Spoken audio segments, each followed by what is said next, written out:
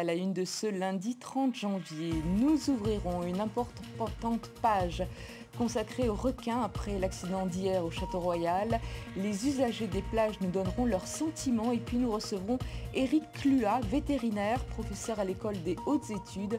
Il nous parlera de ce qu'il appelle plus précisément les requins mordeurs. Retour donc sur ce nouvel accident hier. Un requin bulldog a violemment mordu une femme de 49 ans qui nageait au niveau du ponton de l'hôtel Château Royal. La baignade à Nouméa est désormais fermée jusqu'à jeudi soir, mais plage du Château Royal est même interdite au public.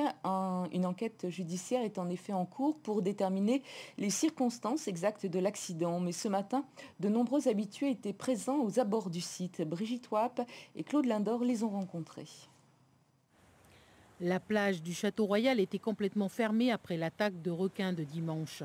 Sur l'eau, plusieurs embarcations de la sécurité civile, de la province sud et de la ville de Nouméa étaient présentes pour surveiller la zone.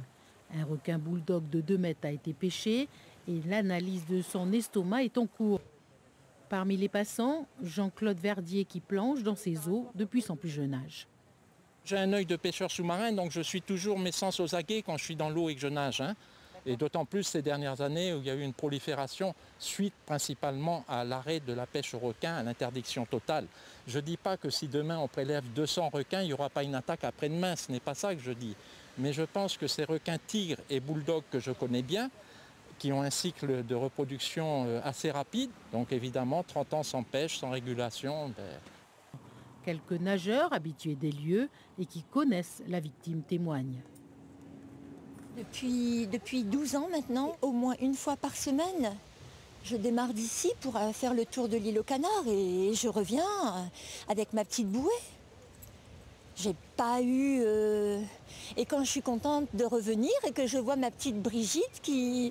On se connaît à force, on est tout ensemble, c'est même plus que de la famille. Ce sont des amis auxquels on tient, voilà. Et j'ai mal pour elle aujourd'hui.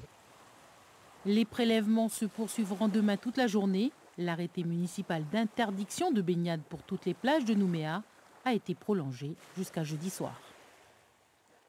La baignade à Nouméa est désormais fermée jusqu'à jeudi soir, mais pas seulement. À Pointe-d'Imier aussi, sur la plage de Thiéty ce dimanche, 3 requins ont été aperçus. Une présence qui inquiète les touristes de l'hôtel. Brice Bachon. Fin de séjour un peu agité pour ces 2 sœurs en vacances à Pointe-d'Imier. Il est 9 h ce dimanche matin quand 3 requins sont aperçus au bord de la plage. On était en train de déjeuner avec ma famille et on voit vraiment beaucoup d'enfants partir au bord de la plage et crier. Et là, on s'aperçoit qu'en fait, il y avait 3 requins. Oran saisit alors son téléphone. Elle filme la scène.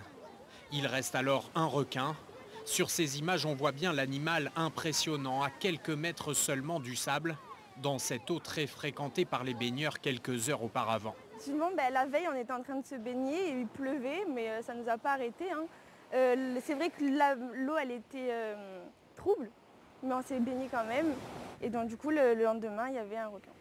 Ça nous a surpris et surtout, ça nous a choqués, quoi. Autour de la piscine, les hypothèses des touristes. S'agissait-il d'un requin bulldog ou d'un requin tigre ? On la voit bien là. C'est plus du citron que... Pour ce professionnel de la plongée, il s'agirait d'un requin citron, reconnaissable à la forme de sa queue. Avec plus de 15 000 plongées à son actif et aucune attaque de requin subie, Laurent insiste sur l'impact de l'activité humaine sur le comportement de l'animal, notamment aux abords des côtes. C'est ça. Ils sont chez eux et après on dit c'est la faute au requin. Quelque part non.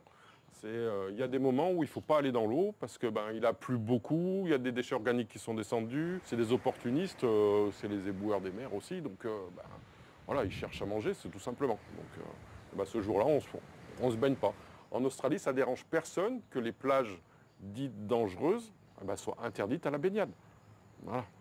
La commune a signé ce lundi un arrêté préfectoral, baignade et activités nautiques interdites sur le littoral jusqu'à nouvel ordre. Éric Lual, bonsoir. Vous êtes vétérinaire, professeur à l'école pratique des hautes études et spécialiste des requins. Vous êtes actuellement en métropole. Alors ce dossier requin est hautement sensible en Nouvelle-Calédonie. Votre analyse ne fait pas non plus l'unanimité. D'abord, vous parlez d'attaque. Vous ne parlez pas d'attaque, pardon, mais de morsure, voire de morsure fatale. Quelle est votre explication ?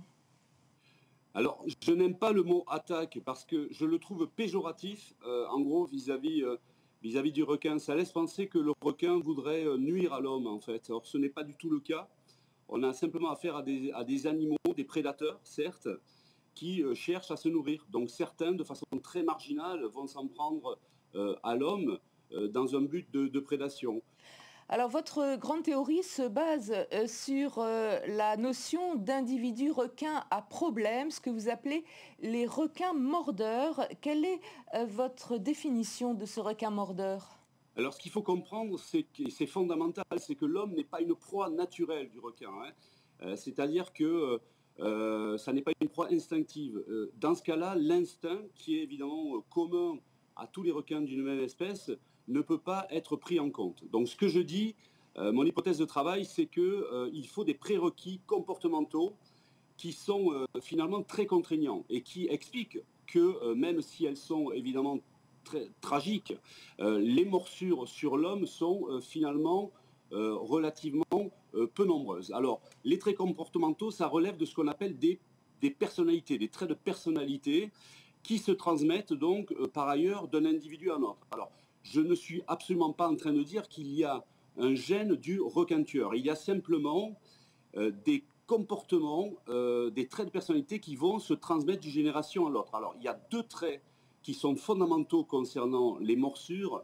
Il s'agit de l'audace, contrairement à la timidité, et il s'agit de la prise de risque, contrairement à l'évitement. Donc il nous faut des animaux qui aient ces prérequis comportementaux pour expliquer qu'ils osent à un moment donné donc s'en prendre à une proie non naturelle.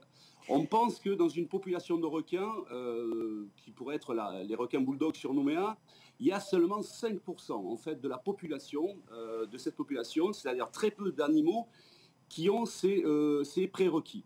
Et une fois que ces animaux ont ces prérequis, il faut d'autres conditions évidemment, par exemple des facteurs intrinsèques, le fait que le requin est très fin, bien évidemment, ça va jouer, et aussi des conditions externes qui peuvent être par exemple la turbidité de l'eau. Alors ce qu'il faut comprendre, c'est que la turbidité de l'eau peut favoriser à un moment donné une morsure sur l'homme, mais que en elle-même, elle ne va pas expliquer les morsures, puisque, je le répète, ces conditions particulières qui vont faciliter une morsure parce que le requin pourra intervenir plus facilement qu'en eau claire, ça ne va intervenir qu'à la fin de l'histoire, je dirais. Et le début de l'histoire est fondamental, c'est-à-dire qu'il faut que cet animal ait ses prérequis.